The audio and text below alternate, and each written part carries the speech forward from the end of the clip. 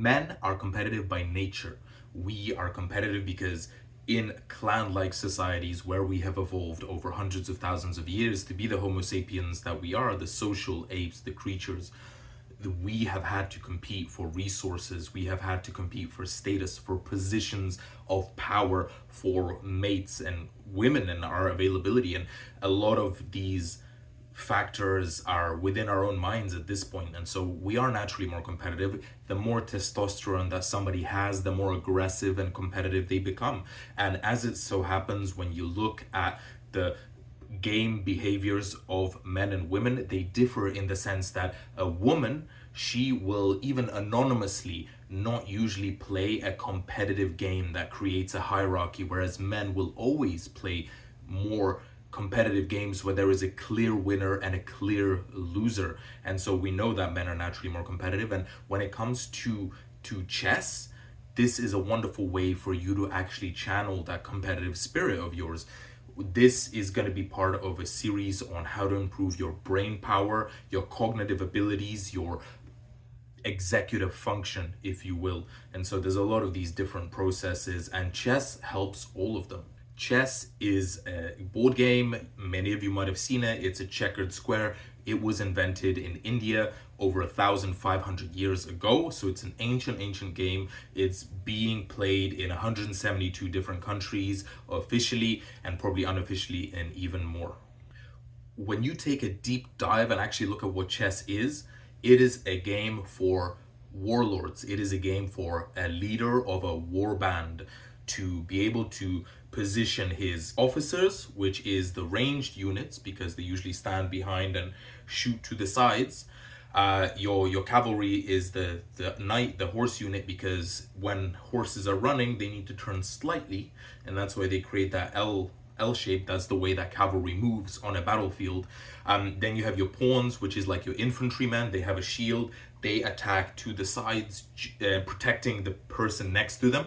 And that is exactly how formations have existed for, ever since wars began. When you look at the different formations, it's always big shields, front line, attacking to the sides, and the man next to you is protecting you from the front. It's exactly how a pawn attacks. Same thing with a king. A king is usually just a ruler giving orders. They aren't anytime like an actual knight or a warrior that fights. The rooks are kind of like either artillery or they're fortifications with artillery. So they shoot straight, take a while to load up, very powerful, very destructive.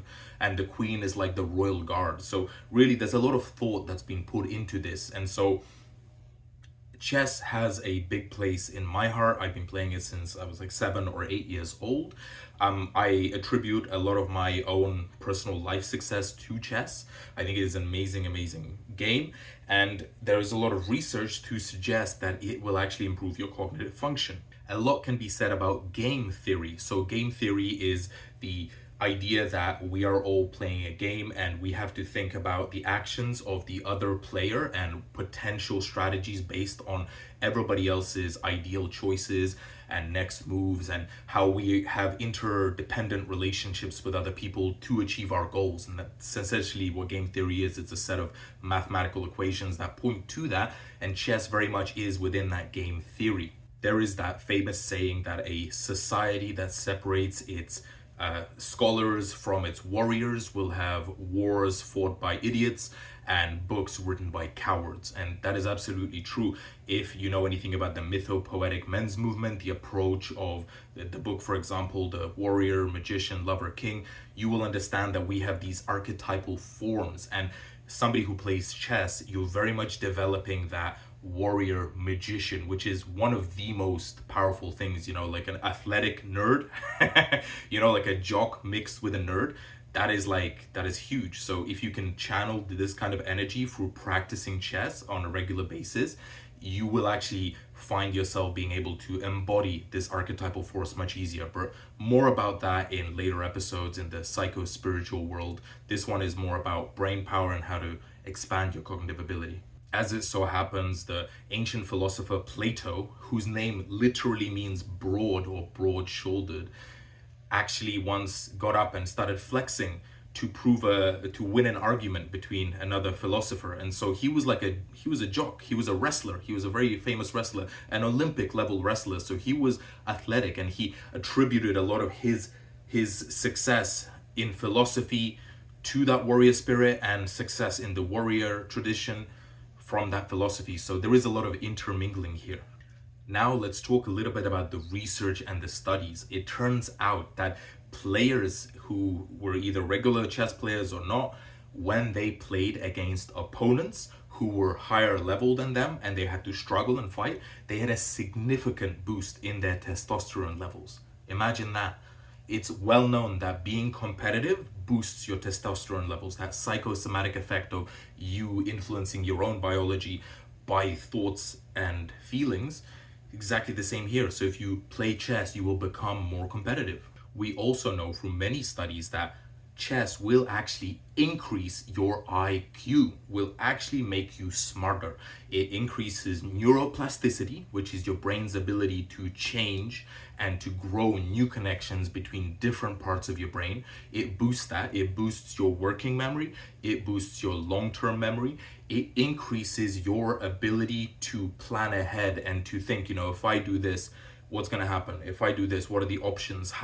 Which one's the riskiest? It gives you an ability to do a risk benefit analysis instantly. You really get that speed of thought. And what you're doing, the way that you have to think about it, is you're building these structures of neurons in your brain that have a function. So when you're not playing chess, imagine you have to get a different job or you want to progress your career. You're now thinking, okay, so if I ask for a promotion and they don't give me a promotion and I still want to make this much money over the course of however long, then I'm going to need to find a new job. Now, if I want to find a new job, I should probably keep this job so that I have money flowing, so don't quit outright.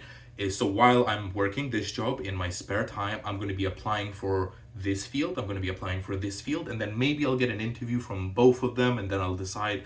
You see, you're thinking more strategically, you're thinking more in the future, you're planning much more effectively. And so chess will give you those mental structures that can then be used and leveraged to other things. The same way that if you play tennis, for example, like regular tennis, you're building those mental structures for you to play table tennis. It's the same kind of paddle sport, badminton, right?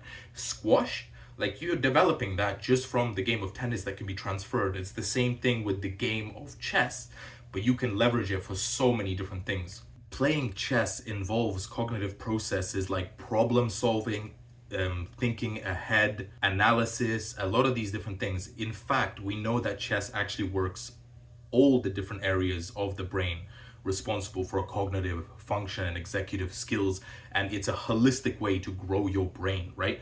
Doing this will stimulate neurotropic factors that will stimulate new brain cell growth. Your brain will literally grow, and you're actually using real energy to use your brain and to fire those neurons and to make those neurotransmitters. Is when a person is doing a very intensive marathon of chess, they can burn 6,000 calories sometimes within a tournament. 6,000 calories. Do you know how much you have to work out to burn that? That's insane, just from thought alone. And so what is happening when they leave for the next week?